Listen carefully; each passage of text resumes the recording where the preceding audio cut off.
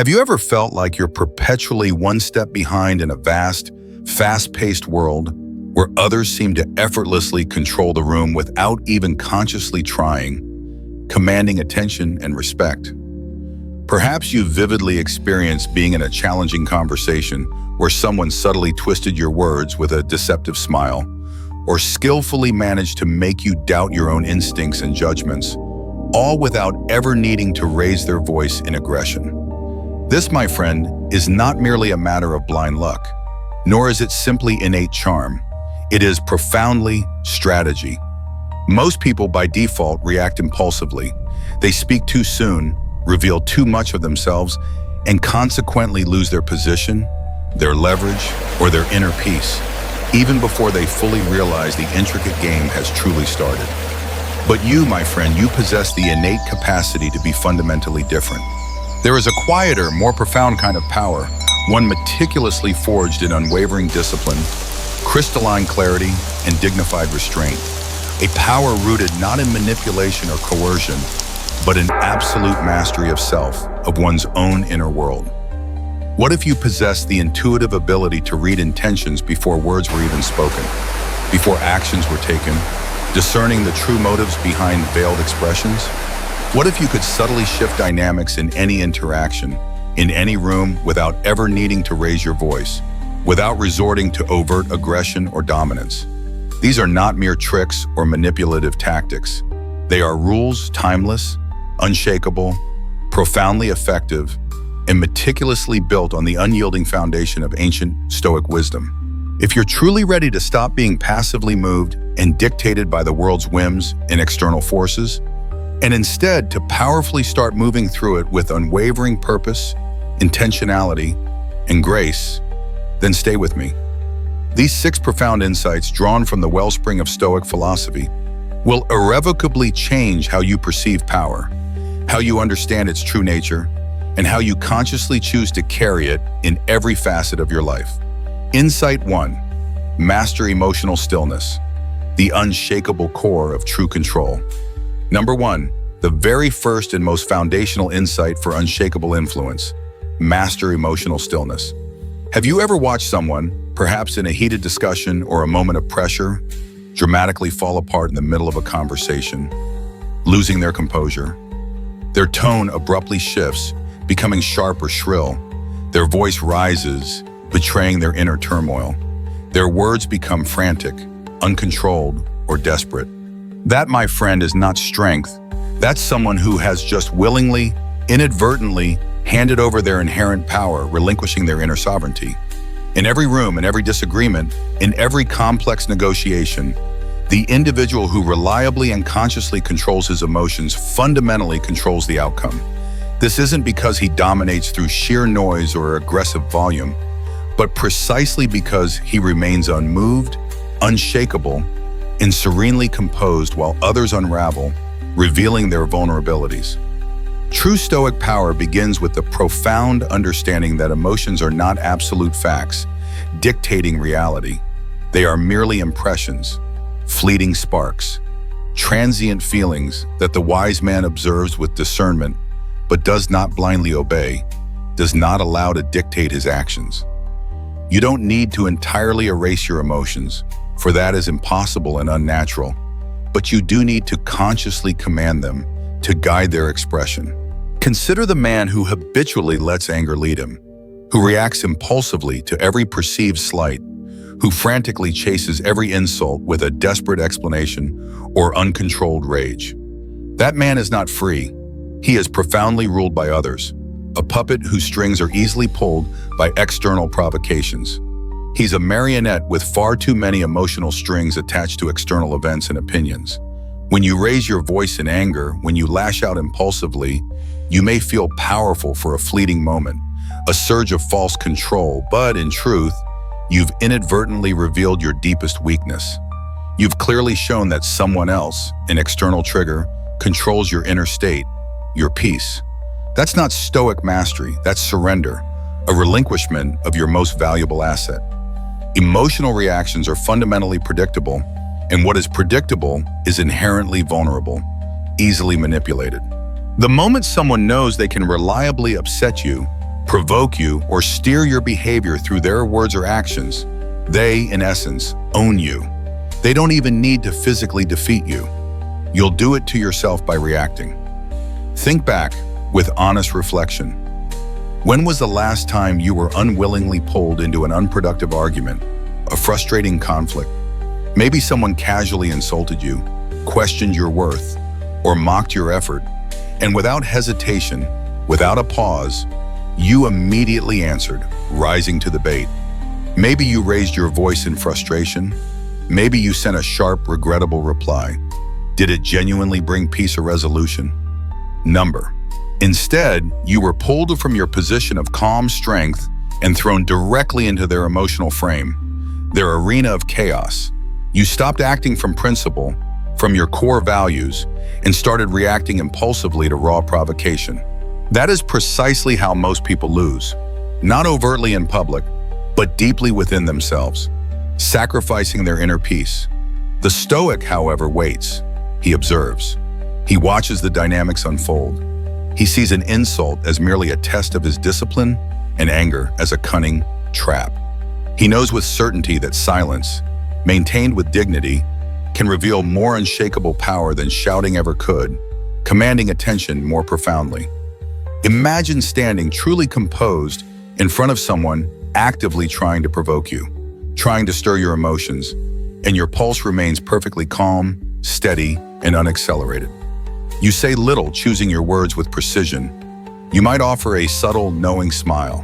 You don't chase their case. You don't engage in their drama.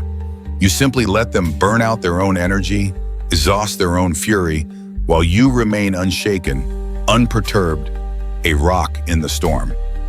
That is what true control looks like. It is a profound internal stillness. Some will tell you that showing raw emotion, bleeding your feelings makes you human, that it builds connection. And yes, it absolutely does, if you control when and how to reveal it, using it as a deliberate choice for authentic connection. But when you bleed your feelings out every single time someone pushes you, every time an external trigger activates you, you inadvertently become readable, an open book. And what is easily readable is, by its very nature, easily controllable. A man who can be easily read, whose emotional triggers are obvious, is a man who can be easily played, easily manipulated. In a Stoic life, emotional restraint isn't about being cold, unfeeling, or detached in an uncaring way. It's about preserving your unshakable center, your inner citadel of peace. Marcus Aurelius reminded himself daily with unwavering discipline, you have power over your mind, not outside events. That's not merely a poetic line or a philosophical platitude. That's a profound, actionable strategy for navigating life. The world will relentlessly pull, push, provoke, and challenge you. People will insult you, test your boundaries, misunderstand you, even outright betray you. And every single time they do, you face a crucial choice. Do I respond from raw impulse, from fleeting emotion, or from deep inner discipline, from conscious choice? The man who can pause, even for a breath, before he speaks, holds infinitely more power than the one who desperately dominates with mere volume or aggression. Imagine someone insults you publicly in front of a crowd. Everyone expects you to immediately retaliate, to lash out, to defend yourself, but you stay profoundly silent. You look at them calmly with a steady gaze. Maybe you offer a subtle nod, acknowledging their words without agreeing. Maybe you simply turn and walk away, removing yourself from the arena. The silence you create echoes longer than any words could, forcing reflection. They expected to pull you into their arena, their emotional frame. Instead, they find themselves standing alone in confusion, disarmed and bewildered by your composure. This is precisely how you shift power dynamics without resorting to overt force or aggression. You set the frame, and the frame is everything. If you're always reacting, always on the defensive, then someone else is constantly setting the terms. They decide what matters. They decide what gets your precious attention. But when you hold your emotions in check, when you remain profoundly composed and unperturbed, you define the environment. You subtly determine what's important and what's not. And most of all, you determine who truly controls the moment. Who leads the interaction? Here's a hard truth, often painful to admit. Most people are slaves to emotional reflex. A sarcastic comment makes them instantly defensive. A dismissive tone makes them immediately angry. A delay in response from someone makes them anxious. They think they're thinking, they believe they're acting rationally, but really, they're just passively following every emotional current, every passing sensation, without question, without discernment. The Stoic man doesn't do this. He consciously decides what is worth his energy, what demands his engagement. He knows that not every fight is worth fighting, not every opinion is worth hearing, and not every provocation deserves a reaction. He lets others reveal themselves, their insecurities, their lack of control, through their noise, their reactivity, while he quietly, deliberately builds power through stillness, through composure. You want to command genuine respect, an influence that lasts, then don't explain yourself emotionally. Don't over-justify your feelings. Don't justify your inherent worth through endless arguments or desperate pleas. You're not here to win superficial approval. You're here to stay grounded in your values, in your principles, in your authentic self. Even in confrontation, you don't need to engage with fire, meeting aggression with aggression. Let your calm be your powerful message. Let your stillness be your undeniable statement. Watch as others grow nervous, uncomfortable, trying desperately to make you flinch, to elicit a reaction. And watch them subtly crumble, lose their composure when you don't. Think like a wise general, not a reactive soldier. Let others waste their arrows on emotional outbursts while you prepare for the longer, more strategic campaign. Keep your tone level, your mind focused, your responses few and deliberate. When you do speak, let it be sharp, precise, deliberate, and impossible to ignore, weighted by your silence. Don't let people bait you into reacting impulsively. Let them chase your silence instead. Let them wonder. Let them reflect. There is great, profound power in restraint. It disarms attackers, unsettles critics, and strengthens your posture, your presence, in any room, in any interaction.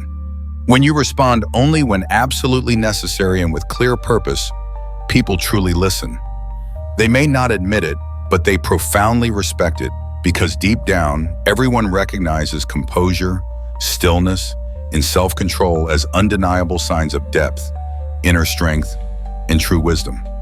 So the next time someone tries to push you, to provoke you, to upset your inner peace, pause, ask yourself, with discerning clarity, is this reaction worthy of me, of who I aspire to be, or is this just a test of my discipline, a distraction from my purpose? You don't have to respond to every storm. Sometimes the most powerful, most influential thing you can do is nothing at all, maintaining your stillness. That's how power works in the Stoic world. It's not loud, it's not theatrical, it's still, deliberate, and ultimately immovable. Start with yourself. Hold the line inside, defend your inner citadel. The rest of the world will inevitably adjust to your unshakable presence. And once you master that, you're ready to learn the next rule, the next principle of profound influence. Insight 2, let silence lead. The rarest and most potent signal of strength. 2, a profound and counterintuitive truth in a noisy world. Let silence lead. In a world where everyone rushes to speak, to be heard, to fill every void with words, silence becomes the rarest and, paradoxically, the most powerful signal of unshakable strength. People mistakenly equate noise with influence, volume with impact. But the Stoic knows better, understands a deeper truth. True power isn't in the volume of your voice, but in the profound weight of your presence, in the gravity of your stillness. When you are silent, you are not empty or absent. You are actively listening, meticulously watching, carefully measuring the situation, the people, the dynamics. And while others rush to prove themselves, to fill the air with their words, you conserve your energy like a finely crafted blade kept sharp and pristine in its sheath, ready for its purposeful moment. Look around and you'll immediately see it. Most people are terrified of silence, their own and others. They frantically scramble to fill it, to avoid discomfort, to escape the spaciousness where things feel uncertain, ambiguous, or unresolved. But that very uncertainty, that quiet space, is precisely where you begin to win, where you gain leverage. When you consciously choose to stay quiet, when you hold your tongue, others inevitably project their own fears, their own insecurities onto your stillness. They start guessing what you're thinking, what your intentions are. They interpret your stillness as judgment, or profound wisdom, or profound indifference, or even subtle disapproval. And the more they guess, the more they unwittingly reveal about themselves, their needs, their fears, what they want, what they're trying to hide. Not because you demanded it, but precisely because they couldn't sit with the powerful silence you created. This is precisely where the Stoic finds his leverage, his advantage. He doesn't interrupt. He doesn't speak to chase approval or to defensively protect his ego. He observes dispassionately. He lets the noise of others show him what they fear, what they desperately want, what they're desperately trying to hide, what insecurities drive them. And when the opportune moment comes to speak, after careful observation, his words strike with undeniable clarity, with immense impact because they are few, precise, and utterly deliberate, weighted by the preceding silence. There's a famous story of a Roman general who once sat through a tense council meeting without saying a single word. His enemies, those who wished him ill, mistakenly interpreted his silence as weakness, as hesitation. But when he finally spoke, after everyone else had exhausted their arguments, his single, precisely chosen sentence ended the entire argument, shifted the direction of the military campaign, and won him the immediate, unwavering loyalty of the entire room. That's not just a compelling story, that's profound strategy, masterful influence. The Stoic doesn't speak to merely fill space, to make noise, or to be heard. He speaks to create impact, to achieve a specific purpose. And every moment of silence before the word, every deliberate pause, makes that word more powerful, more profound, more unforgettable. Silence also serves as a potent test of the soul, a crucible for inner strength. Can you sit across from someone and say nothing, maintaining a steady, unwavering gaze? Can you let the discomfort build in the conversation, the tension rise without rushing to fix it, to alleviate it with words? Most people cannot. They start rambling, over-explaining, revealing details they didn't plan to share. They confess. They soften their stance. They negotiate with themselves, with others, just to escape the pressure of the silence. And all you did was wait. All you did was hold the line, maintain your composure. In a negotiation, the man who speaks least often wins, not because he's hiding information, but because he's anchoring the conversation in stillness. He allows the other person to rush, to reveal their hand, to offer more than they needed to. And then he speaks with simplicity, cutting straight through to the truth, to the core issue. That restraint is power. That discipline is subtle persuasion.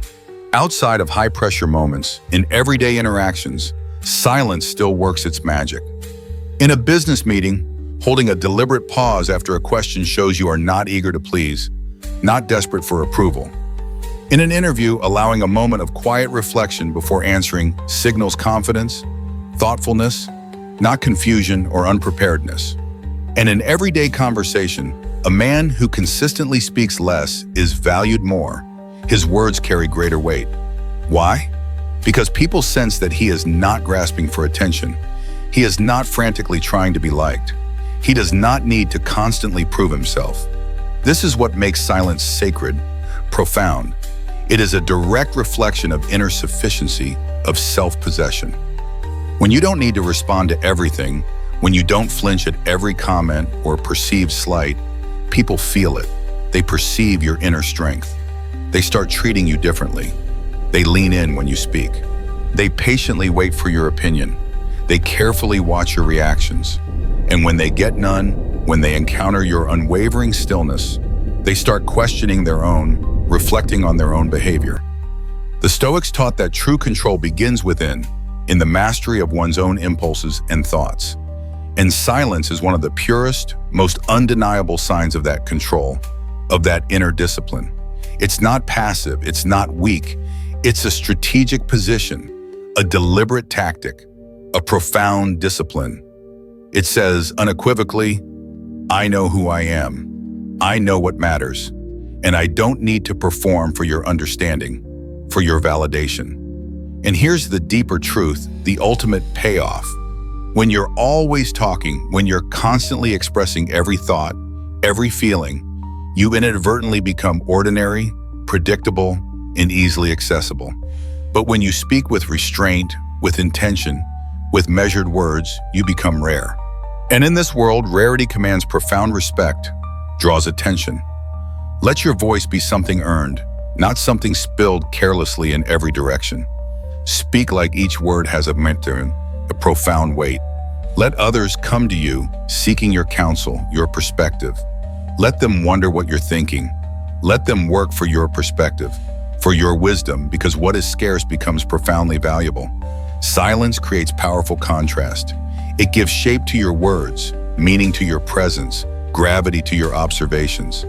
Without it, your speech becomes mere noise, just another voice in the clamor. But with it, even a single well-chosen phrase can shift the entire atmosphere of a room, change the course of a conversation. The goal is not to be mute or incommunicative, it is to be measured. To understand that timing matters as much as content, and when you finally speak after holding your silence like a finely honed blade, carefully unsheathed at just the right moment, the effect is unforgettable, impactful. So train yourself relentlessly. Learn to be still, to be present, to be unperturbed in a room that craves sound, that demands constant chatter. Let others stumble over their desperate need to be understood, to be heard. Let them fill the air with their words while you stand firm in your quiet presence. And when you do speak, make every word count, as if it was chosen in battle, with precision and purpose. This is not just conversation. It is strategy. It is composure. It is dominance through stillness and conscious intent. Master silence, and you no longer need to convince. You command. And from that profound position of calm strength, you're ready to learn the next rule, the next principle of unshakable influence. Insight 3. Be strategically misunderstood. The art of unreadability and hidden strength. 3. A subtle yet potent principle of influence. Be strategically misunderstood. There is a kind of profound strength that doesn't loudly announce itself or demand recognition. It doesn't need to. Instead, it watches in silence, lets others speak, lets others make their assumptions, lets others guess at its intentions, and quietly, imperceptibly controls the entire field, the entire dynamic, from the shadows without overt action. This is the intricate art of psychological misdirection, a Stoic weapon of perception, intentional restraint, and subtle power. It's not deception in a malicious sense. It's discipline, the profound discipline to remain unreadable, to hold back just enough truth, just enough information, that others are compelled to fill in the rest on their own, to create their own narratives about you. And in that very space between what they think they know about you and what is truly real, you take control, you assert your leverage. Most people walk through life as open books, their internal states readily apparent. What they feel is transparently written on their face, in their body language.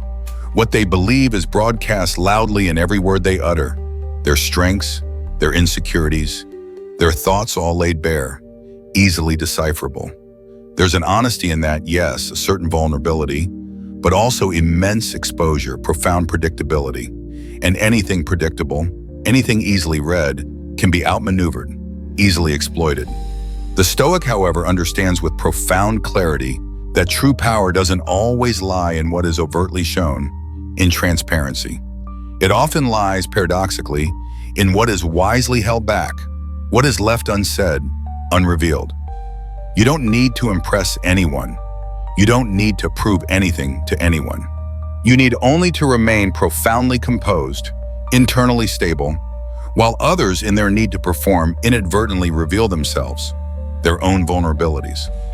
Let them misjudge you. Let them assume you're slower, softer, less prepared, less capable than you truly are. Let them think you're disinterested or uninformed, or simply passive. That calculated illusion becomes your strategic cover, your camouflage.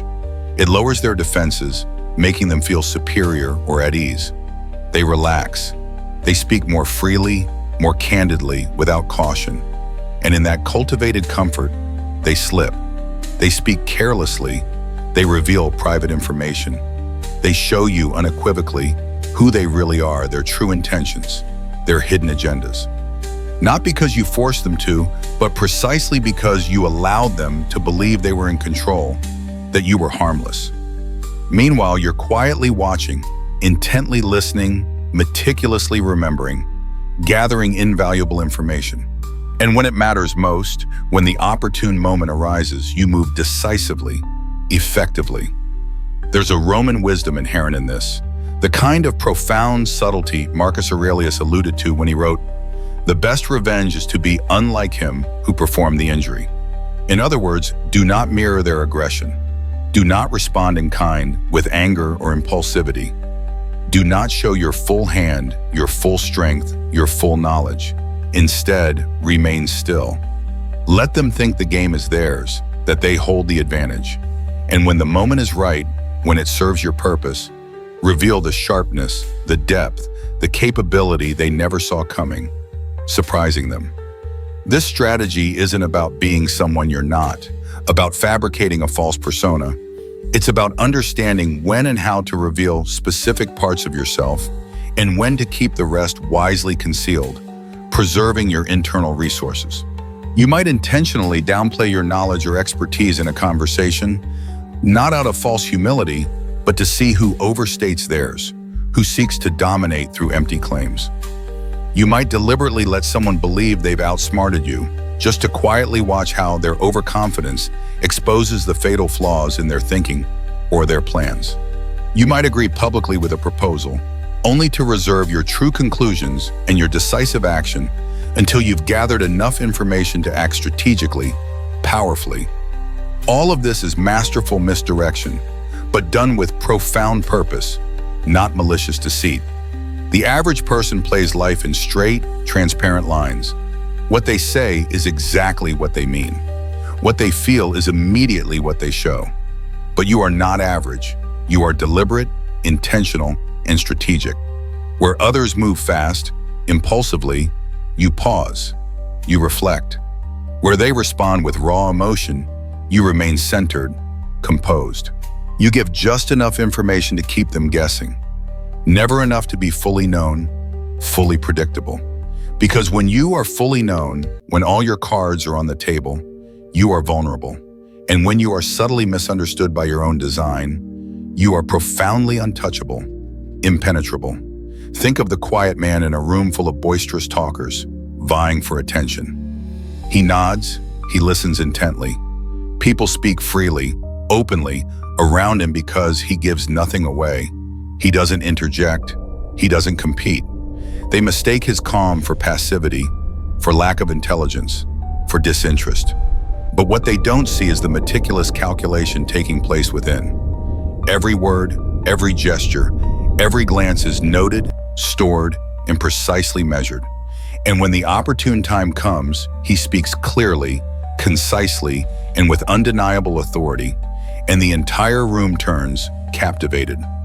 Not because he was loud, but because he was precise, impactful, and unexpected. Even in moments of direct confrontation, this tactic holds immense power.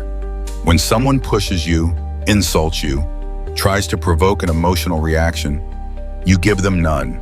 Instead of resistance, instead of defiance, you give them a calm nod, not of agreement, but of profound indifference to their attempt to control you. That sustained silence, that unshakable stillness, profoundly unsettles them. They expect defiance and argument. Instead, they meet composure, a quiet strength. And it's in that moment they begin to doubt themselves, to question their own power. That doubt slows them down. That hesitation gives you crucial space. And that space, that window of opportunity, is all you need. The best kind of misdirection is not about pretending to be someone you're not, which is exhausting and unsustainable. It's about wisely withholding just enough, subtly managing perception, so people inadvertently walk themselves into the wrong conclusions. And when they finally realize it, when the truth becomes clear, it's often too late.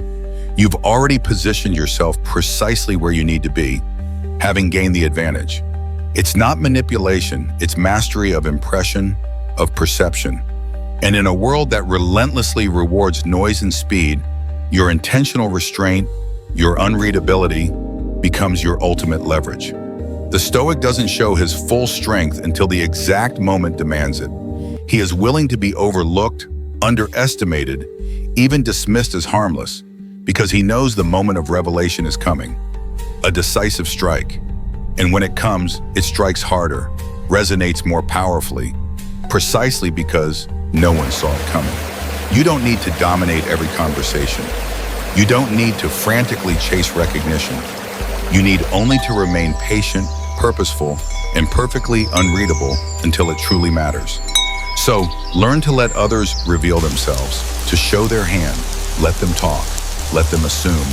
Let them think they've figured you out, that they understand you completely. And while they do, you watch, you listen, you learn. You prepare. You wait patiently for your moment. Because the one who seems harmless, the one who is underestimated, is rarely guarded against, rarely seen as a threat. And when the true edge, the true capability, finally revealed, it is 10 times sharper, 10 times more impactful. Let this lesson profoundly remind you, power is not always about overt presence or loud displays.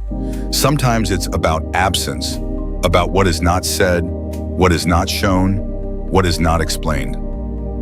In that cultivated space, you gain unparalleled clarity. In that clarity, you gain an undeniable advantage. And with that advantage, you step forward, ready for the next rule, the next level of mastery. Insight 4, turn absence into strength, the magnetic power of scarcity. 4, a counterintuitive yet profoundly effective principle, turn absence into strength. What is seen too often, what is constantly available, inevitably loses its weight, its impact, its perceived value. What is always readily available begins to feel ordinary, common, unremarkable. And in a world relentlessly obsessed with constant presence, with being always on, the rare man, the one who chooses strategic absence, becomes profoundly unforgettable, leaving a lasting imprint. Scarcity, when applied with Stoic intention, is not a manipulative tactic to appear aloof or uncaring. It is a deliberate, powerful form of discipline, of self-mastery. It says unequivocally, my time, my presence, my attention, these are not given freely or indiscriminately. They are earned, they are measured, and they are precious. Most people, driven by insecurity or a fear of missing out, give themselves away without thought. They respond to every message immediately, show up to every gathering, speak in every moment of silence, not because it is truly needed, but because they desperately fear being forgotten or disliked. They mistakenly confuse constant presence with genuine influence. But what they actually create, through their pervasive availability, is predictability. And in the Stoic view, what is predictable inevitably becomes powerless, easily dismissed. You don't need to be everywhere, to be seen constantly, to be remembered.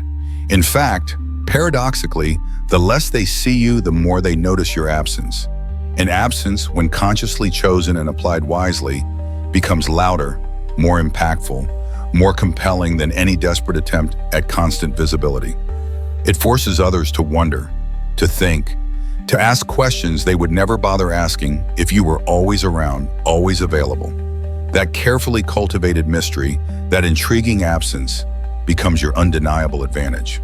The less gratuitous information you provide about yourself, the more others project value onto you, not because you explicitly claimed it, but precisely because you wisely withheld just enough, compelling them to fill in the gaps with their own assumptions of your importance. This principle works powerfully because human nature, especially when untrained by reason, instinctively chases what seems limited, what appears scarce, what is hard to attain. When you become selective with your energy, when you stop explaining every decision or responding to every invitation reflexively, You signal something subtle but profoundly powerful, that your life is governed by clear, non-negotiable priorities, by purpose, not by the demands or whims of others. Take the example of a man who speaks rarely in meetings, choosing his moments with precision. While others rush to contribute and be seen, he patiently waits. He intently listens. And when he finally speaks, the entire room quiets, captivates, not because he demanded attention through volume, but because he earned it through his preceding silence, his thoughtful timing, and the undeniable weight of his words. His presence feels weighted, substantial, not scattered or frivolous, and his opinion feels valuable, insightful, not repetitive or mundane. That is the powerful effect of scarcity. It's not about absence for the sake of manipulation or to appear mysterious. It's about aligning your presence, your valuable attention, with your purpose, with your highest values, with your strategic goals. Epictetus reminds us with profound wisdom, if you want to improve, be content to be thought foolish and stupid. Why? Because it means you've bravely stopped trying to be seen by everyone, to gain universal approval. You've consciously withdrawn from the incessant need for constant external validation. And that withdrawal, done with clarity and dignity, makes your presence sacred, magnetic, and profoundly impactful. Scarcity also powerfully teaches others how to treat you, setting an implicit standard. If your time is always available, always free, people subtly learn to treat it as if it's worth nothing. They cancel appointments, delay responses, overstep boundaries, or take you for granted because you've implicitly taught them there is no cost, no consequence. But when you set clear limits, when you pause before replying to every message, when you consciously reserve your energy for what truly matters, people adapt. They come prepared. They listen more closely. They measure their words more carefully because they know yours are not given lightly, not spilled carelessly. This applies even to conversation. A man who speaks with intentional restraint forces others to lean in, to pay closer attention. His words are not forgotten because they are not wasted, they are impactful. He becomes someone whose silence carries meaning and whose speech carries profound weight. That is scarcity in motion, a kind of presence that speaks more powerfully through what is wisely withheld than what is overtly expressed. Consider this: elite circles, exclusive groups, are built on this same profound principle. Not everyone is allowed in. Not everything is immediately explained or made public. The rules are often unspoken. The doors are guarded, and the silence surrounding them speaks louder than any advertisement or marketing campaign. It's not about arrogance or superiority. It's about preserving the value of what is rare, what is exclusive. Apply this profound principle to your own life. Courageously pull back from the incessant noise, from the constant need to broadcast. You don't need to post everything online. You don't need to be reachable at all hours, instantly available. You don't need to explain why you disappeared or why your priorities shifted. Disappear and let your silence do the speaking, letting it create curiosity and impact. Reappear when it truly matters, when you have a purpose, and let your presence feel like a significant event, not a routine occurrence. This isn't about playing manipulative games. It's about training others, subtly yet powerfully, to see you as someone whose time is sacred, whose focus is not scattered, and whose attention is not for sale, not given lightly. When people see that you move on your own schedule, that you are not begging to be included, that you are not seeking their approval, they begin to profoundly respect the inner force, the intrinsic purpose that drives you. They stop assuming immediate access and start earning it. And most importantly, you begin to profoundly protect your own energy, your most valuable resource. You stop frantically running toward every opportunity to be seen, to gain external validation, and start walking with intentionality toward what truly aligns with your highest standard, your deepest purpose. You don't dilute your presence, you refine it. Let others rush to be everywhere. Let them exhaust themselves frantically chasing attention. You stay silent, stay measured, stay self-possessed. And when you move with clarity, with purpose.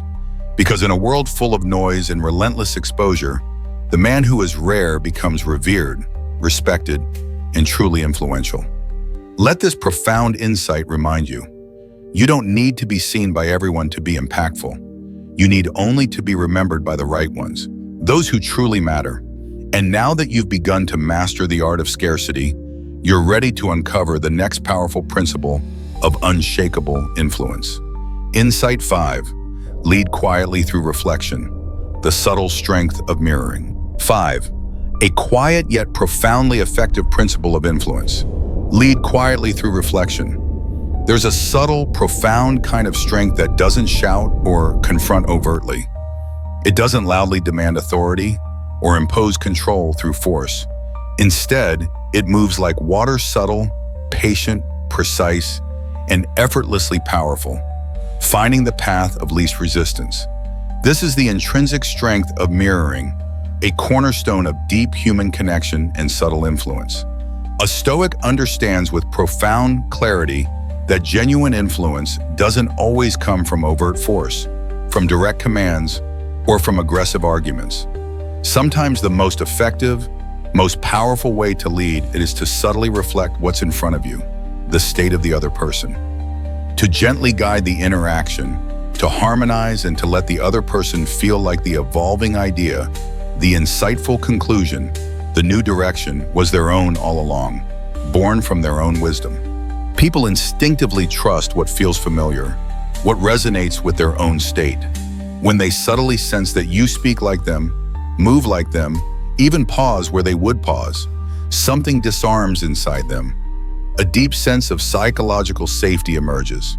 They stop resisting. They feel profoundly seen, understood, and validated.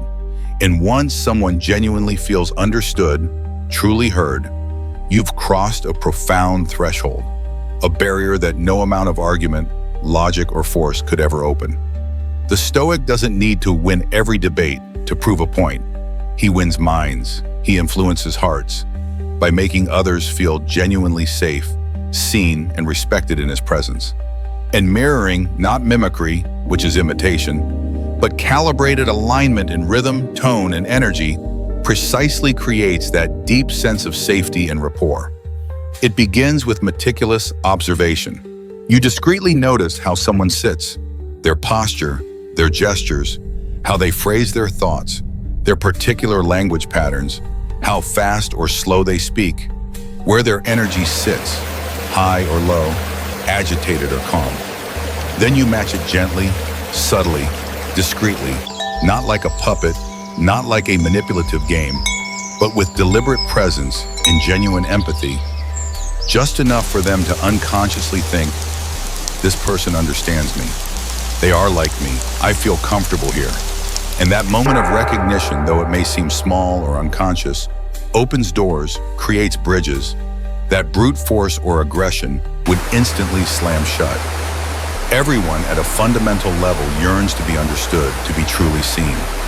Not everyone consciously admits it, but it's an undeniable human truth. And if you enter a conversation with too much difference, too quickly, too intensely, too polished, too fast, they'll instinctively put up walls, become defensive.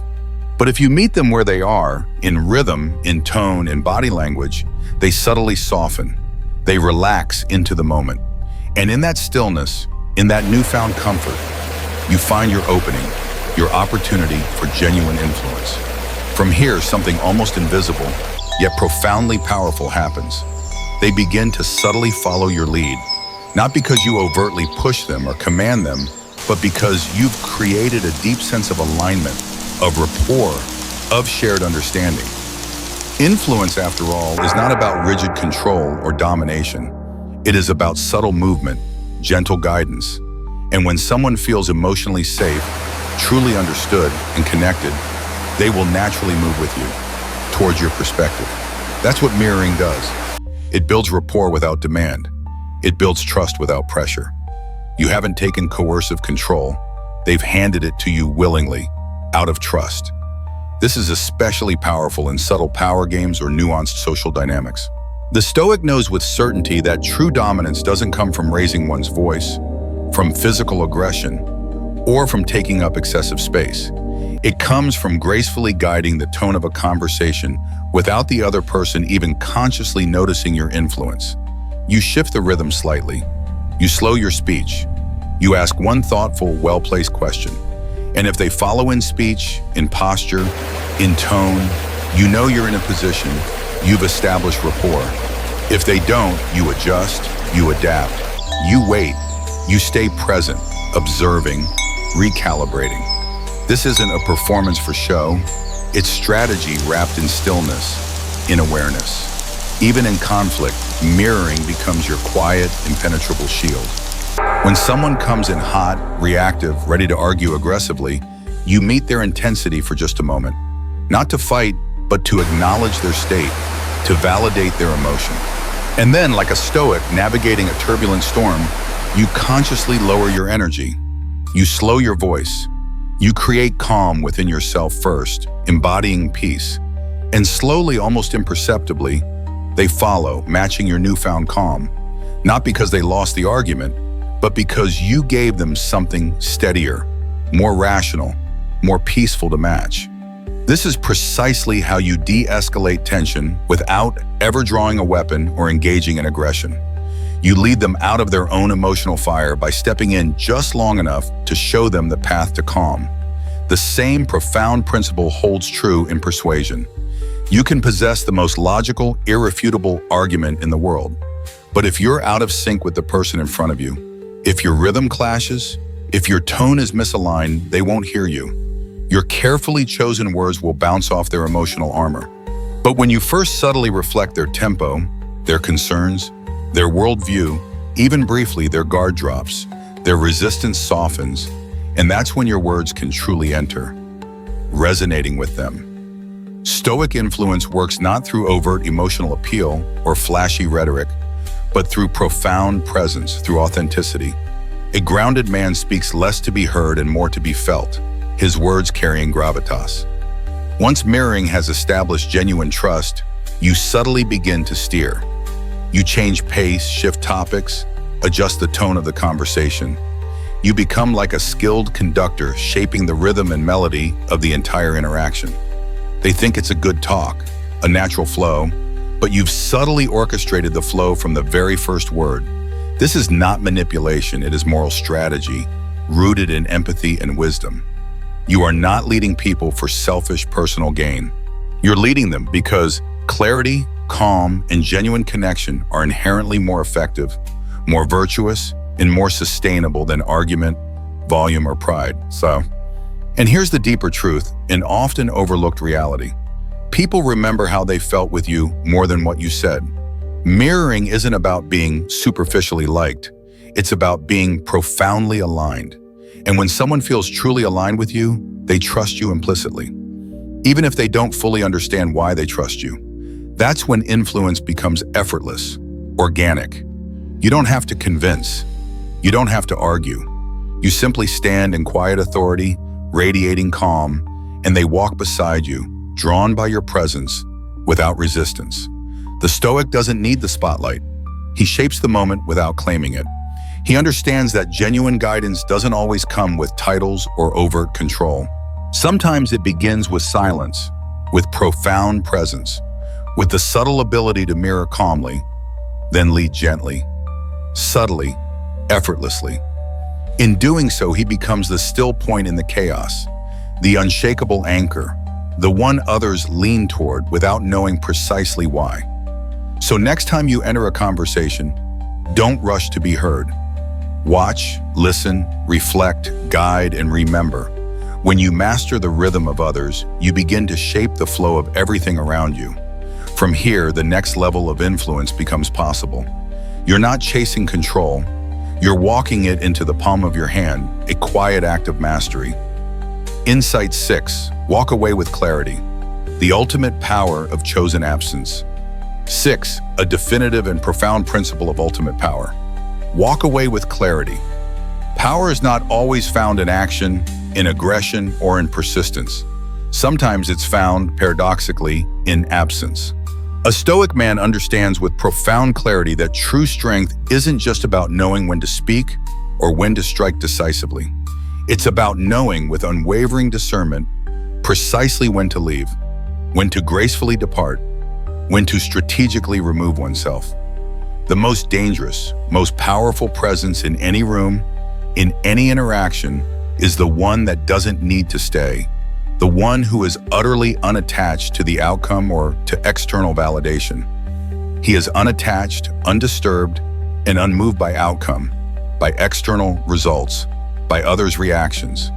He isn't there to prove himself, to seek validation. He's there on principle, with purpose, and when that principle is violated, when his values are compromised, or when the situation no longer serves his peace or purpose, he doesn't argue, he doesn't debate, he simply exits with dignity and unwavering clarity. Most people instinctively cling desperately to relationships, to positions, to conversations, even to conflict, long after the value is gone, long after they've been drained. Not because they genuinely believe in it, but precisely because they fear losing it, losing the connection, losing the status, losing the familiar. And that very fear keeps them locked in debilitating cycles of compromise, of self-sacrifice, mistakenly equating suffering with loyalty or commitment. They endure what they should courageously walk away from. They tolerate what they would never advise others to accept, sacrificing their own well-being. That's not resilience. That's quiet desperation dressed as patience, a slow erosion of the self. But the man with a clear plan, the man who has diligently trained his mind, who has meticulously clarified his values, he knows the profound power of walking away. He doesn't make a scene. He doesn't burn bridges indiscriminately.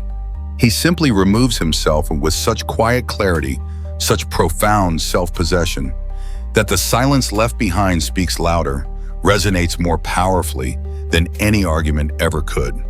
His absence creates immense pressure, a void that begs to be filled. His strategic withdrawal forces reflection in others. It leaves others questioning their position, their behavior, their assumptions, not his. This is not about being cold, uncaring, or manipulative. It's about being clear, purposeful, and self-respecting. You've already set the internal terms, defined your non-negotiables.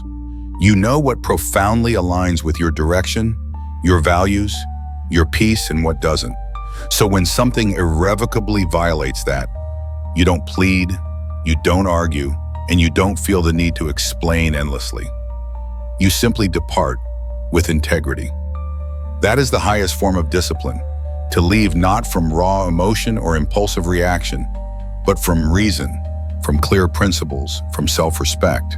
Whether it's a conversation that has turned fruitless and circular, a business deal that wastes your precious time and energy, or a personal connection that consistently drains your peace and diminishes your spirit. You don't desperately try to fix everything, to salvage what is already lost. You assess, you decide, you exit, not out of bitterness, but out of profound self-respect and a commitment to your own flourishing. You've already done the vital inner work of deciding what you will truly accept and what you will not. And because of that clarity, that unwavering standard, you never feel trapped, never feel coerced. This profound clarity makes you unpredictable, not erratic or unstable, but truly unconstrained, free from external influence. People can instinctively sense when you don't need them, when you are not emotionally dependent. And in that moment, everything shifts. In business, your terms become stronger, more respected. In relationships, your presence commands deeper respect and appreciation. In every social setting, you move with quiet authority, with an undeniable gravitas. Why? Because you are not ruled by the fear of exclusion, the fear of missing out, or the fear of being alone. You've built your life in such a way that no external attachment, no fleeting validation controls your inner state, your peace. Even in argument, the wise man knows that sometimes the most powerful response is silence followed by dignified departure. Let them raise their voice. Let them spin the story, controlling the narrative in their absence. You walk away and let the emptiness, the void of your absence, do the speaking. And later, when they replay the moment in their minds, wondering why you didn't stay and fight, that silence becomes your echoing statement. That absence becomes your lasting imprint, your powerful message. Walking away protects your future. It protects your precious time, your mental clarity, your vital energy. It shields you from bitterness, from resentment because you left before you were completely drained, before you were corroded by the interaction. You turn the page when the story no longer served your growth, your purpose. And that is what people notice, even if they never explicitly say it. They recognize the man who isn't desperate, who doesn't cling, who isn't afraid to walk away from what doesn't serve him. And when they truly know you can leave, they begin to treat your presence with reverence, with profound respect. That is the quiet power of the exit, the strength of self-possession. And from that stillness, from that place of clarity, you move forward, prepared for whatever comes next, unburdened. True power doesn't need to shout. It moves quietly, sees clearly, and chooses wisely. These 6 rules are not manipulative tactics for domination or control over others. They are profound disciplines of presence, meticulously sharpened by restraint, and consistently guided by reason and virtue. When you master your emotions, speak less with intention. Let others misjudge you strategically. Gracefully hold your distance. Guide with subtlety and empathy, and truly know when to walk away with clarity. You no longer merely react to the world. You actively, deliberately, and powerfully shape it. Most people live on the surface, caught in noise, trapped in their desperate need to be seen and validated. But not you. You now carry the profound calm, the unshakable presence of a man who truly knows himself, who is rooted in his own truth. So if this powerful message stirred something profound within you, take a deep breath and let it settle. Let its wisdom permeate your being. Subscribe if you're ready to keep sharpening this edge, to continue this journey of self-mastery. Drop a comment saying, "Stay 5 steps," to anchor it deeply in your mind, a personal commitment. The world doesn't need another voice frantically trying to prove something. It needs a presence that radiates strength, a quiet power that can't be ignored. Be that presence, and I'll see you in the next lesson, ready to explore more timeless wisdom.